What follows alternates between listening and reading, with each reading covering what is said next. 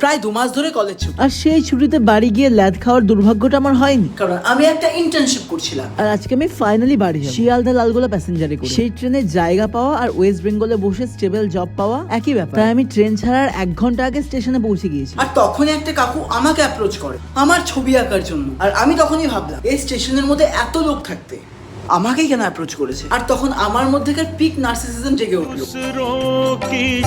Obviously আমার থেকে ভালো কেউ এই স্টেশন চত্বরে এক্সিস্ট করে না। তাই আমি আমার 10 on 10 ব্যাডি মডেল ফেস নিয়ে বসে গেলাম কাকুর জন্য মডেলিং করতে। আমার ঘাটটা একবার যদি বাদিকে নড়ে, কাকুর সঙ্গে সঙ্গে মুখের রিয়াকশন দেখে আমি আবার সেটাকে সোজা করে নিই। Just because I have the looks I can't be unprofessional. আমার রূপের আগুন আর কাকুর পেন্সিলের টান দেখে স্টেশন চত্বরের কেউ চোখ ফেরাতে পারছিল না। কয়েকজন তো হোঁচট খেতে খেতে বেঁচেছে, এমনকি পায়রাগুলো নিজের খুপড়ির রাস্তা হারিয়ে ফেলেছে। এরপরে আমি লাইভ দেখলাম কিভাবে কাকু আমার রূপের আগুনটাকে পেন্সিলের মাধ্যমে একটি আর্ট পেপারে সাজিয়ে তুললো। কিন্তু ছবিটার মধ্যে কাকু একটা ভুল করেছে। ইনস্টাগ্রামের মতো ছবিটার মধ্যে কাকু ফিল্টার লাগিয়ে দিয়েছে। আমার নাকটা বোচা, আমার নাকটা তো লম্বা না। এরপরে কাকু ছবিটাকে পাকিয়ে আমাকে দিয়ে দিল অ্যাজ এ গিফট, আর সেটাকে আমি গুজে নিলাম আমার ব্যাগের মধ্যে।